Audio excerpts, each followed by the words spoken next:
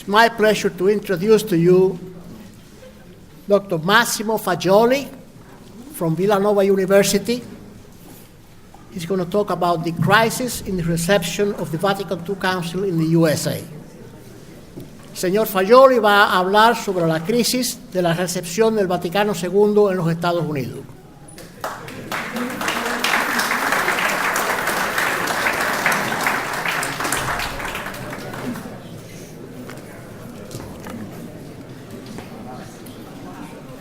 Good morning, everyone. I'm very happy to be here. I'm very happy for the invitation. This conversation started 1 hour and a half ago at Villanova when we had our Pope Francis conference with Joaquin, with Antonio, and so I'm very happy to be here. I didn't choose this picture that was there before. But it's appropriate, so I like it. And so just a couple of words of introduction. I am an Italian citizen. I came to the United States in 2008. So it's important for you because this is how I see Vatican II in the United States, also in light of my experience in Italy and of studies in Germany, and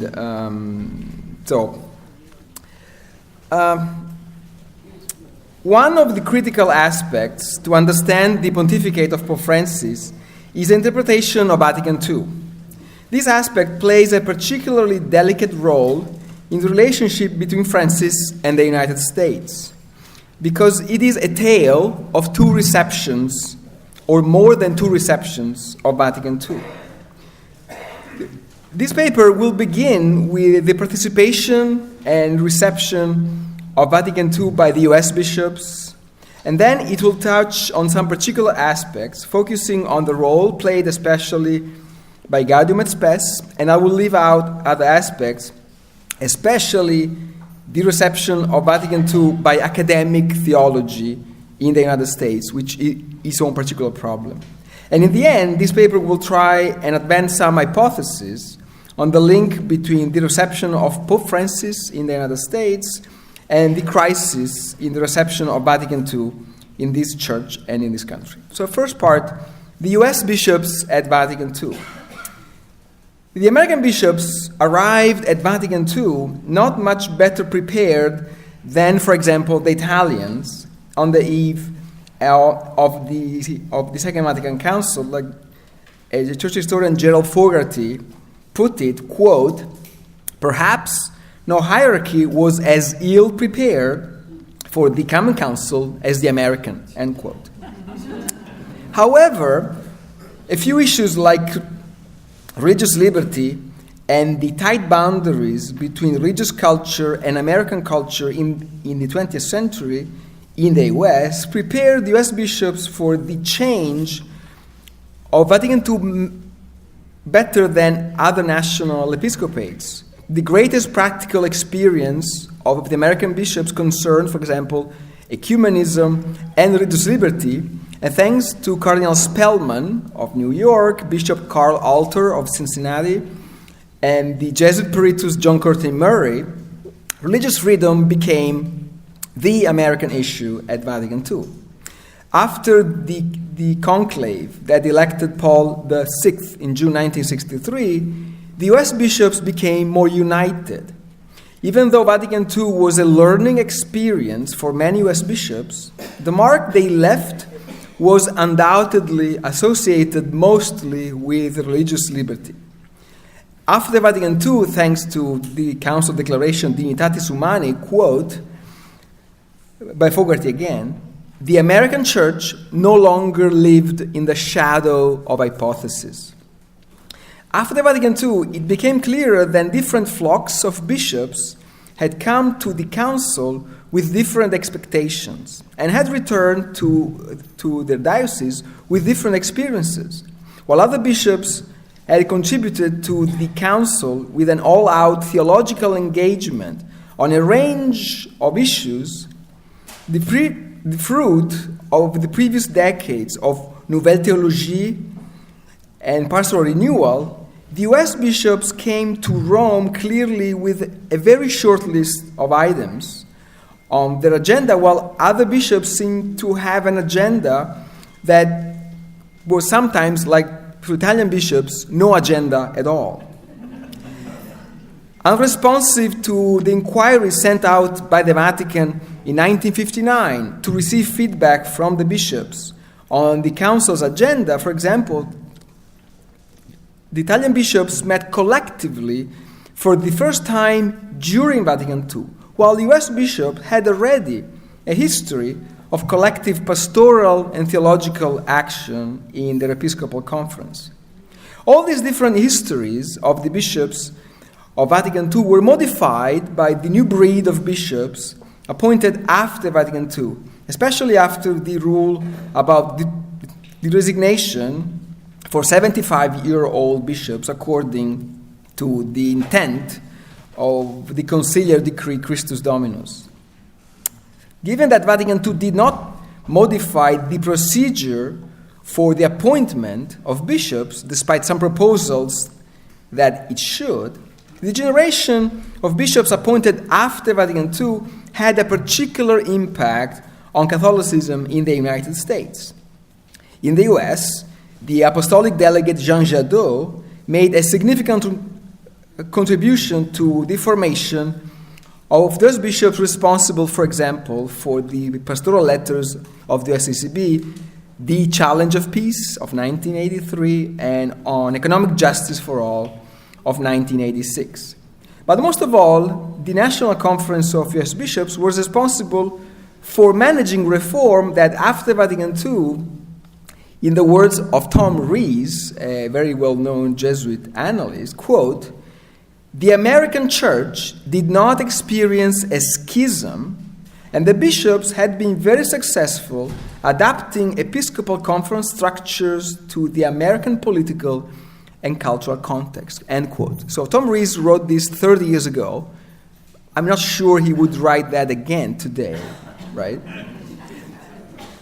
In the US, the so-called Jadot bishops were soon replaced, starting in the 1980s, by a new draft of bishops more carefully chosen on the basis of their doctrinal loyalty to Humanae Vitae, and especially to John Paul's Magisterium of Life.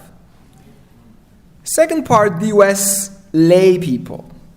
The situation of the Catholic laity in the US is complex from an historical and sociological point of view, given that the post-Vatican II period was at the same time the definitive end of the so-called Catholic ghetto, and saw the entering of Catholics into mainstream American culture. Some, such as Notre Dame's Scott Appleby, have discussed, quote, a post-conciliar thinning of American Catholicism, and so there's a longer quote here. The concern is that the post-conciliar thinning of American Catholicism has eroded the Church's ability to operate with a sufficient degree of independence from the secular society. Headlong secularization seems more likely in the absence or weakening of countercultural Catholic presences as a regular feature in the lives of increasing numbers of laity. This is Scott Appleby in 2007. Others have suggested that the crisis was caused by the Roman rejection of an Americanization and democratization of church governance. As Timothy Kelly says, quote, during the 1970s, 1980s, and 1990s, a common vision dissipated, and church officials sought to reject the emerging model of the democratic church.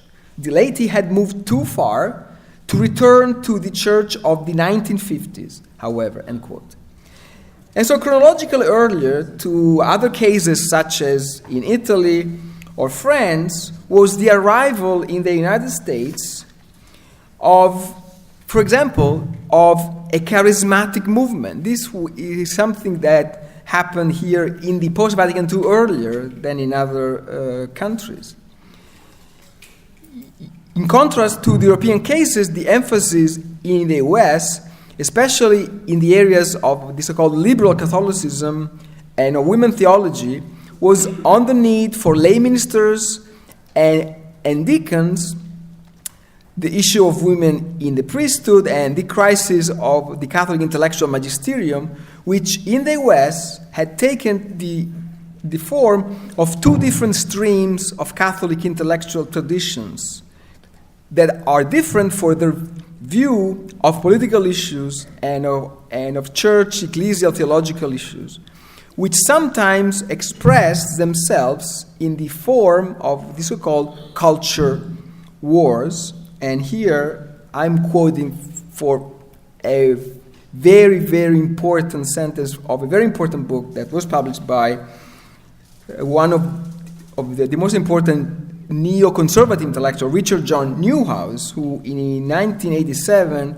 wrote this, quote, "In all the changing definitions of sides and alignments, the contest over the interpretation of Vatican II constitutes a critical battlefront in our society's continuing cultural wars." End quote. That was basically an announcement. Vatican II in this country, the US, matters because we are fighting for what kind of culture we want to live in.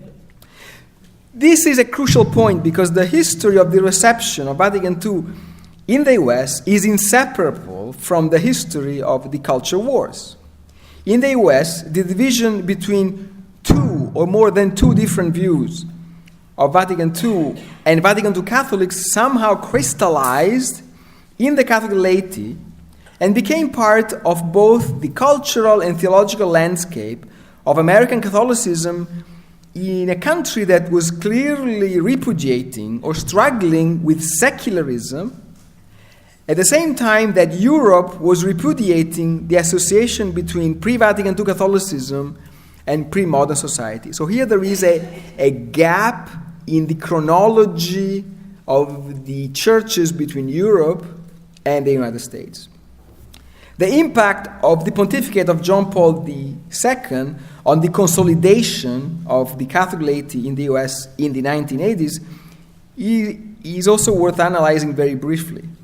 While in Europe the effort of the new evangelization touched only some areas of the bleeding national Catholic churches in Europe in a deeply secularized culture, in the United States, John Paul II's pontificate seemed to have labeled a process that was already underway at the moment of his election. And here, I believe Peter Steinfels, in his 2003 book, A People Adrift, was right, and he wrote this, quote, "Beyond noting the differences between Paul VI and John Paul II's papacies, the prevailing stories of the council and its aftermath unfortunately differentiate very little between different stages. In the United States, the period of greatest turmoil was ending by the late 1970s. Consolidation in the United States was already underway when John Paul II's own agenda for consolidation began to kick in." End quote. And this is important because this is the 70s, the end of the 70s is the larger context. We should mention the political religious revival in this country, the new religious right that started with the presidency of Jimmy Carter in 1976. That says something on the diverging trajectories between US and European Catholicism, and most probably also Catholic churches in other continents in the post-conciliar period. Third section, which is the heart of my thesis, and there's some or many points of connections with Carlo Schickendan's lecture this morning. I argue that the crisis in the reception of Vatican II in the US is mostly a crisis in the reception of Gaudium et Spes, because the pastoral constitution plays a special role in Vatican II and plays a special role in the United States, this is a particular case in point. Gaudium et Spes is Vatican II's last word, and it addresses in a special way the issue of globalization of Catholicism in the contemporary world. The Pastoral Constitution plays a unique role in the intra-Catholic debate today because of the particular role of Vatican II and of Gaudium et Spes specifically for Pope Francis on the one hand, and on the other hand, because of the problematic relationship between Pope Francis and the Catholic Church in the US, what I've called in my first Pope Francis book, Pope Francis' American problem, which I believe is one of the hermeneutical keys to understand his pontificate in global Catholicism. Now, to understand the relationship between the Catholic Church in the US and Gaudium et Spes and the pastoral shift of the Church at Vatican II, it's necessary to take a look at the wider context, that is, at the points of friction, of tension, or worse, between the message of Gaudium et Spes and this large geocultural area of the world, which is US Catholicism, and I want to be very specific, not US Catholicism with Latino voice, right? So I just want to be very clear here.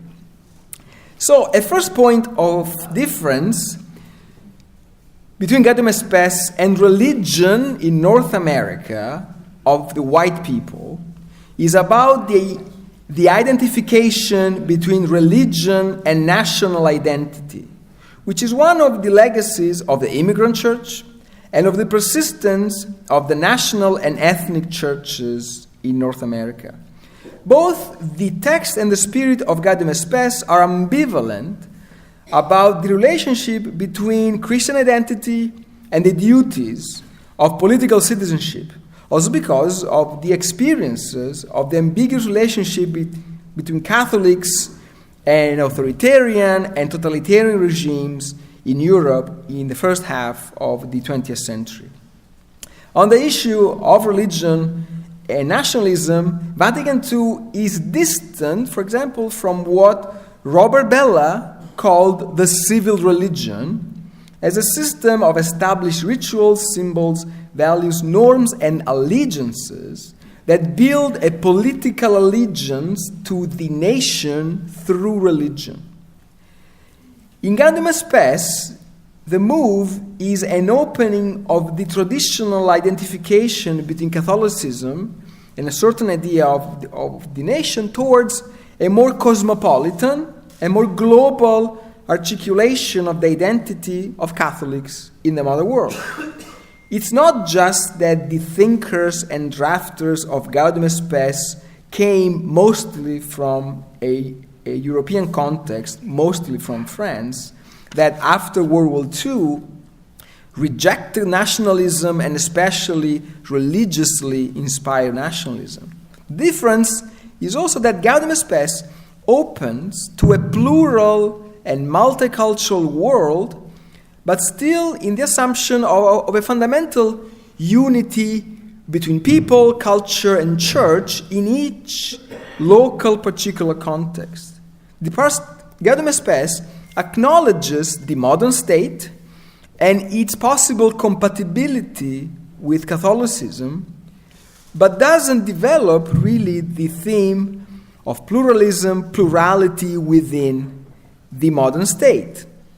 Together with the Declaration on Religious Liberty, Gaudium et Spes closes the criticism against political modernity, accepting democracy, constitutionalism, human rights, and so forth. But Vatican II does not deal yet with the postmodern idea and experience of nation-state. Vatican II took place too early to be able to deal with a plurality and pluralism that radically redefine the legitimacy of public power in a way that's very different from the European truths stipulated between the 19th and the early 20th century between the Empire and its successors, and the churches that resulted in the modern European nation. And so this first point is important to understand why there's also a liberal crisis in the reception of Vatican II in the United States. Not only conservative. Vatican II is not postmodern enough for some liberal Catholics in the US. Second point of difference, I believe, is about the idea of culture. One of differences between Catholicism at Vatican II and today is that Catholics today experience a high degree of cultural, ethical, and political plurality, which, while already part of the Catholic experience worldwide during Vatican II, was not the experience of the drafters of Gaudium Spes. And this is relevant for the importance of the idea of culture in Gaudium Spes. On the one hand, Gaudium Spes, Catholic theology, and magisterium made peace with the relevance of culture for theology and for the development of the tradition. But on the other hand, there is in the Constitution a sense of unity between the Church and the world, but also a sense of unity of culture within one nation, one region, one social class or ethnic group that culminates in the unity of the human race, Gaudium Spes 54. So here Gaudium Spes is the document that comes before the postmodern breaking up of the idea of culture and its new place vis-a-vis the role of the theological tradition. In the pastoral constitution, the prevailing sense of culture is more in the sense of the German word Kultur, which is closer to civilization, and not in the sense of cultures in the plural. Today, the optimistic universality of the idea of culture in Gaudium Spes has become a problem for Catholics in the US, especially because today culture, it's about the protection of an identity that is framed in a much more idiosyncratic way. The debate at Vatican II and in Gaudium Spes is about the new balance between nature and grace. But the element of culture intervenes, I believe, out of the possible reach of the pastoral constitution. As British critic Terry Eagleton put it recently, culture has become, quote, a secular vision of divine grace, end quote. It's only in culture that you can receive grace. So this culturalization of the Catholic identity is a development that took place after the end of the Second Vatican Council and the debate leading to Gaudium Spes. So this cultural critic of Gaudium Spes is against a culturalization of Christianity, which is, I believe, a belittling of Christianity and of Catholicism and as a culture. As Vince Miller explained recently, quote, to think of the church in purely cultural terms runs the risk of accepting this disciplining of truth into sectarian niches that fundamentally compromises the church's Catholic mission. End quote. For Gaudium Spes, the culturalist option is for Catholicism not only strategically but also theologically a mistake. Gaudium Spes relativizes the claim of superiority of one culture, rejects the idea that there are uncivilized nations, and reframes the relationship between Jesus and culture, the church and culture. Gaudium Spes also prevents us from presenting Christianity or Catholicism in terms that are simply cultural and not theological.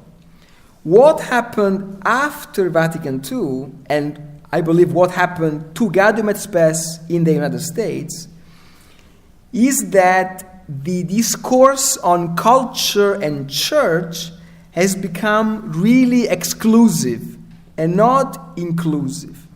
And this had an impact not only on how we deal with the world outside of the church, but also within Catholicism, how we treat other Catholics.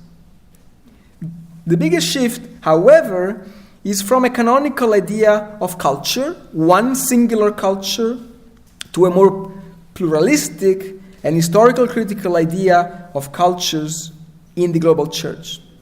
So the Gaudium et Spes, it's a shift that still assumes that there is a consensus between us and does not assume the inevitability of the marginalization of the gospel.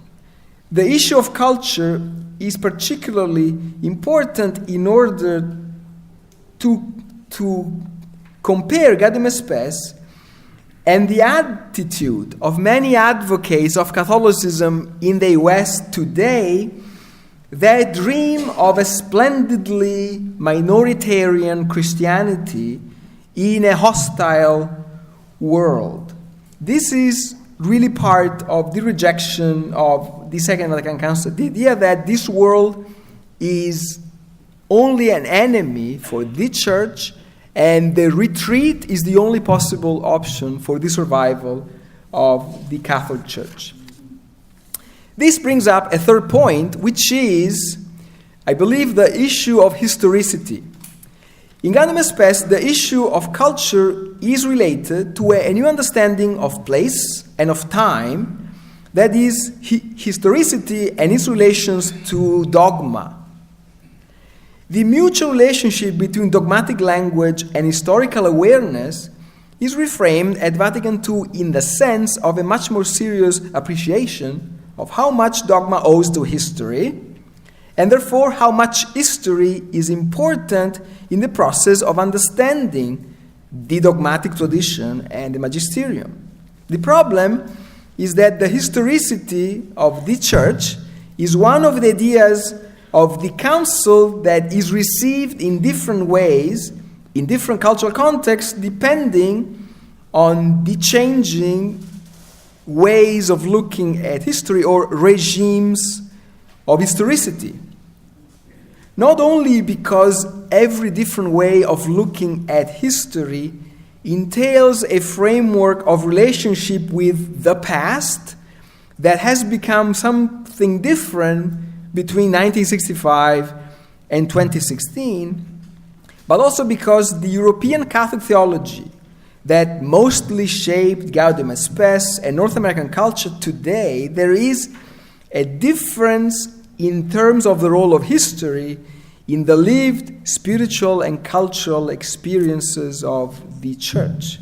The relationship with history in the North American context in the West is different from the one in other contexts, and from the European context, the matrix of the Second Vatican Council in particular.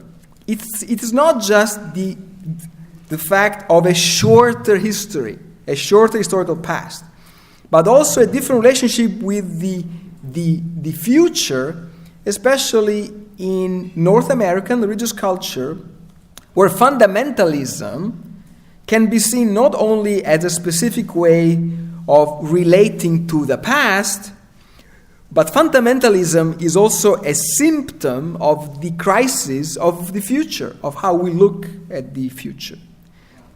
This problem of Gaudium et Spes and historicity in the United States is part of the larger shift towards postmodernism, so which is the impossibility of reduced complexity to simple narratives, even of theological narratives.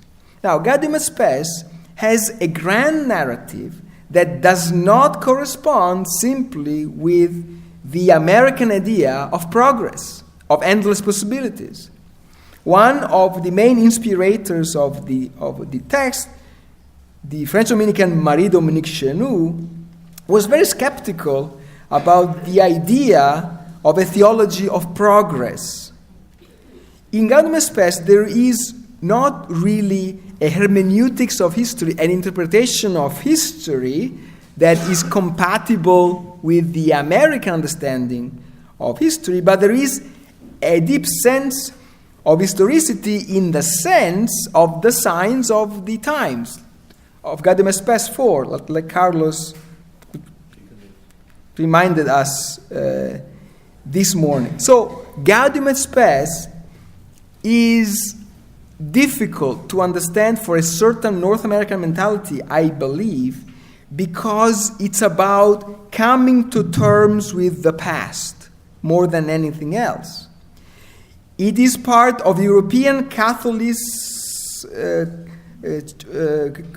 culture effort to deal with the tragic past of the previous decades, especially between World War I and World War II, as well as with a Cold War and a possible global nuclear war seen from the European battleground. Now, all that said, it's undeniable that Vatican II and Gaudium et Spes have been received in the United States, especially, I would say, in the first 20 years after the end of the Council. The period between the full participation of U.S. Catholics in the civil rights movements in the mid-1960s and the letters of the U.S. bishops on nuclear war and on economic justice see an abundant use of Gaudium et Spes. Those two pastoral letters of the U.S. bishops of 1983 and 1986 represent, in my opinion, the highest moment in the reception of Vatican II in the teaching of the U.S. bishops in response to the urgent issues of their time. There, Gaudium et Spes plays a key role, together with other documents, of the Second Vatican Council. But then, in the mid-80s, something happens, and it's a reception that changes after the mid-80s, with the pontificate of John Paul II and the influence of Joseph Ratzinger on the pontificate that shapes the beginning of a different phase in the role of the pastoral constitution in the church in the United States.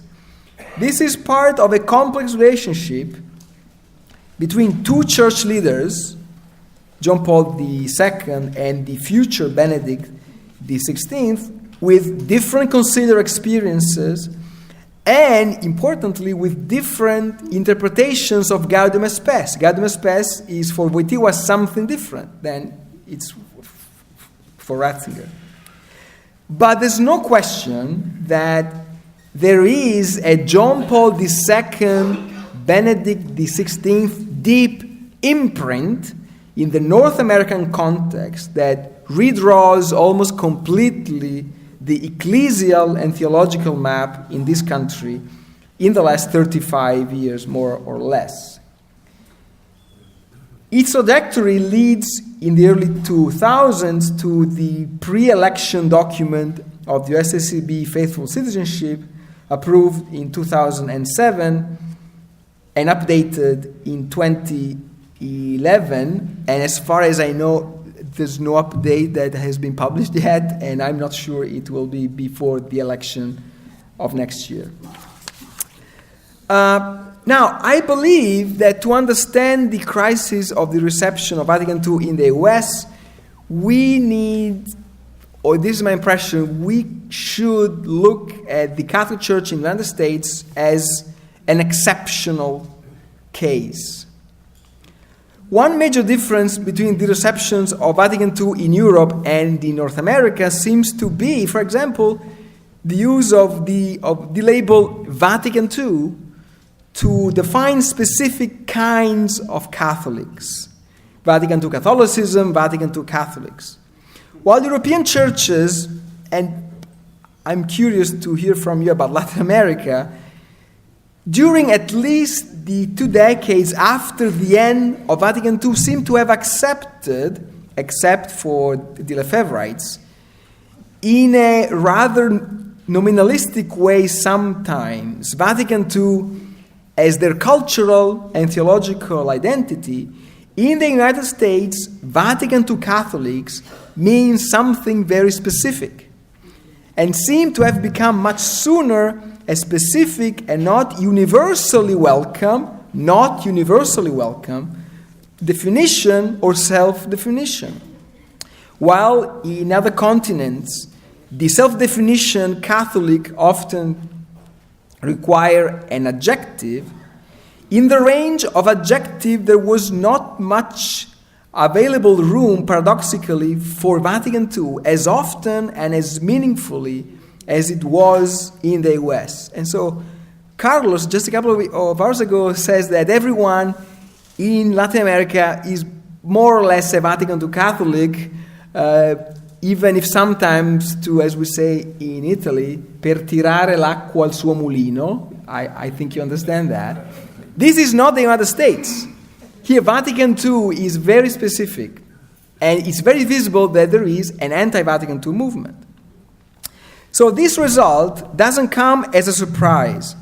While the debate in the United States on the relationship between Catholicism and American culture had received a boost from the conciliar view of culture, thus creating a real kind of enculturation of Catholicism in the culture of the Western Hemisphere, for post-Vatican II European scholars, that has become exculturation. And so this is a fundamental gap. European Catholic scholarship has accepted that there is a detachment between Christianity and culture.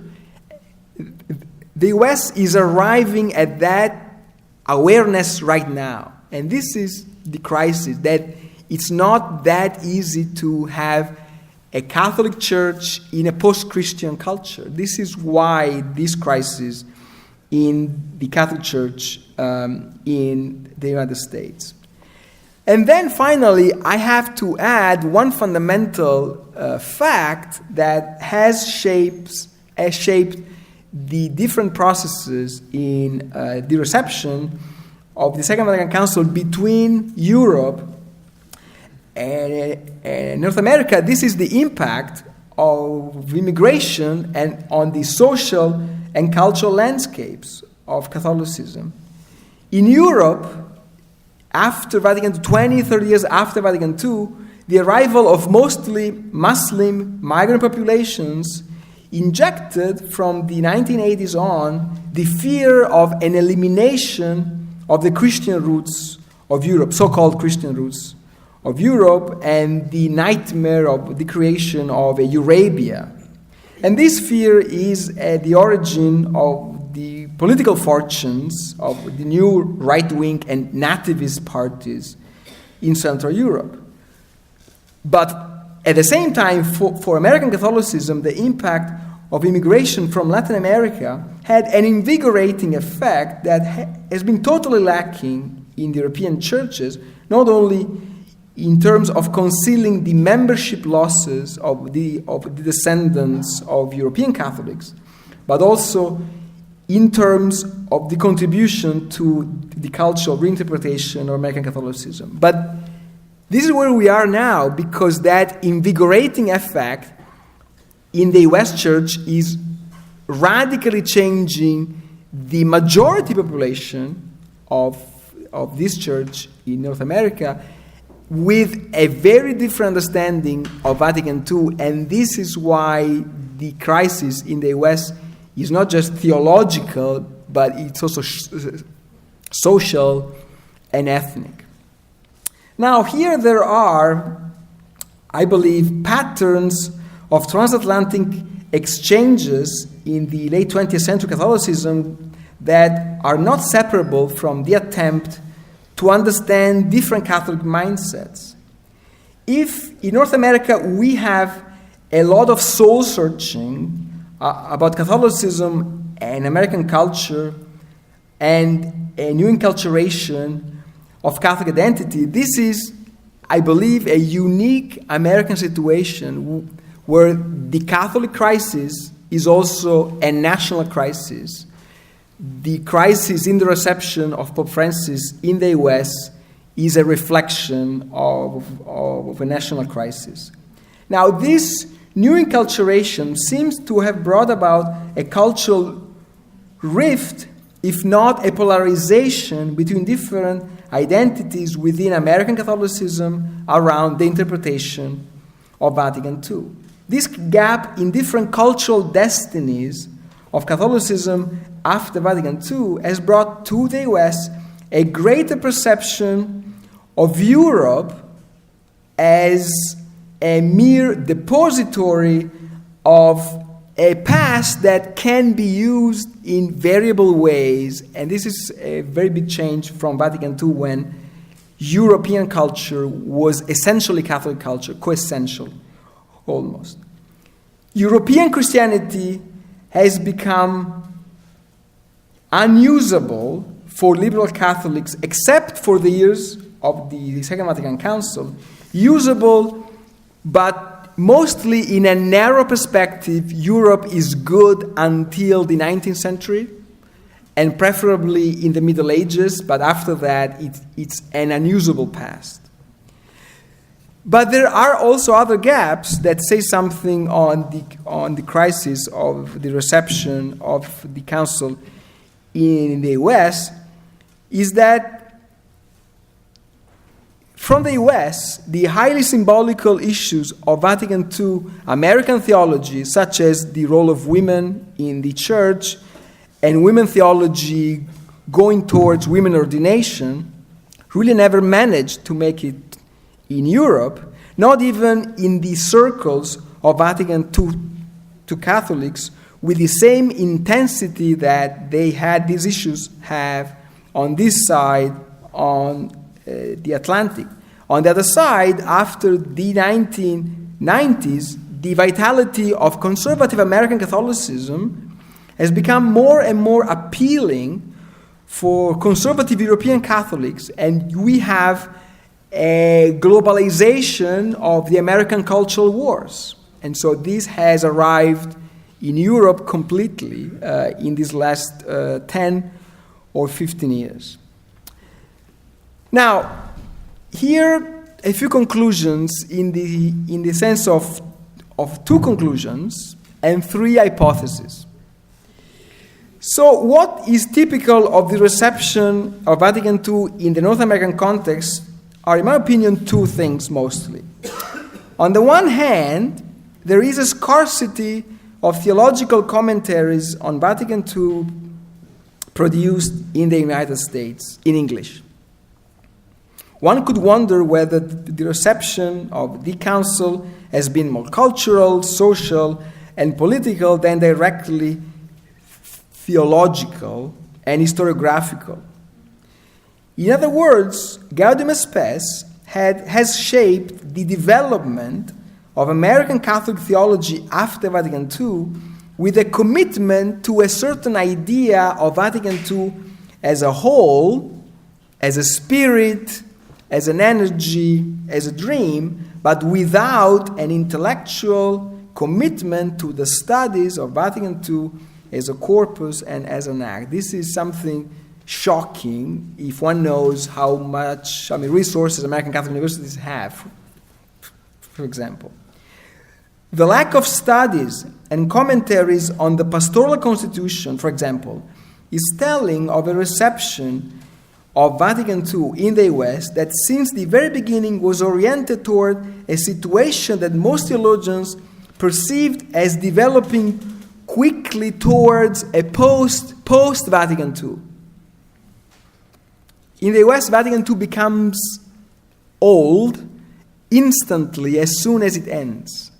And this is still, I believe, our problem, or it is part of the problem of the Council in the United States. And then, second, it's the most visible feature, which is the divisiveness of the reception of Vatican II mostly at the level of academic theology and intellectual circles, more than at the level of the people of God.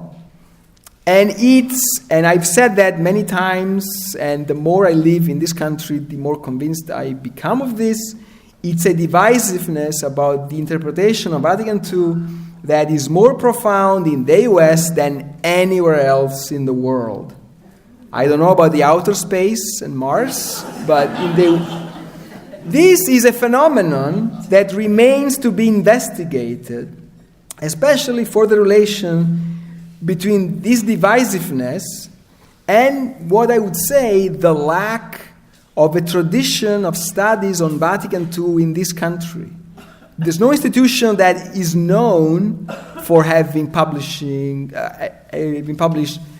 editions of documents, of manuscripts, of commentaries, and so on. So this is a couple of preliminary conclusions that will require real research, leading possibly also to a history, for example, of the political cultures of US Catholics in the post-Vatican II period. There are, however, other three things that I think is worth mentioning very briefly for the development of an understanding of what happened to Vatican II in this country. A first hypothesis is that there is obviously a particular connection between the way Vatican II was received in the Catholic Church globally and the social political context of one local particular church. So Vatican II elaborates on the new opening to the world in a cultural context in which the relations between the church and modern culture change after Vatican II in the US, much more than they change in Europe, I believe. The European context was the background of the changes described by Vatican II in the pastoral constitution. Because of a delay in the secularization of the US culture, US politics, the changes happening in the role of the church and of religion in the United States is blamed on Vatican II. And so now Vatican II gets the blame for our secularization, which is, I believe, hermeneutically incorrect, but this is politically and socially a very powerful argument. It's as if the social ills of this country were imported from Vatican II with a 50 years delay.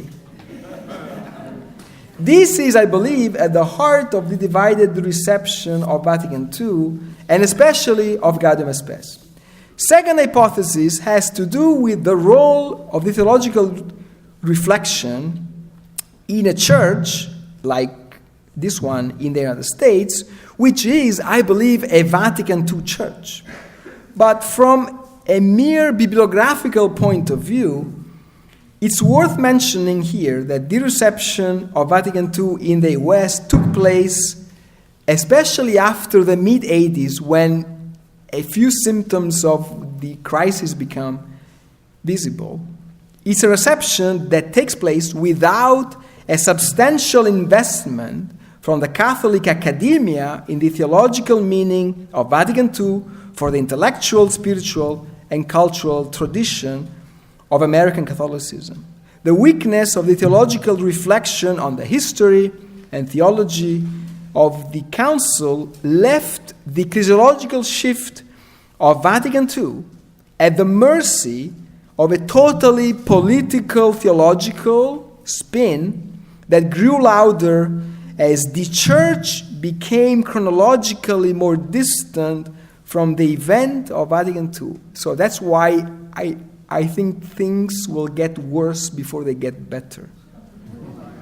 In this sense, it is impossible to overestimate the impact, especially in the US, of John O'Malley's book of 2008, What Happened at Vatican II. It's a book that literally saved the debate on Vatican II in the English-speaking world. The reception of Gaudium Spes is the symbol of the divided reception of the council, and especially of the ecclesiology of the council in the United States. Third and final hypothesis: there is a correspondence between the reception of Vatican II in the US and the difficult reception of Pope Francis in this country. Francis' pontificate coincides not only with a new phase in the reception of the council.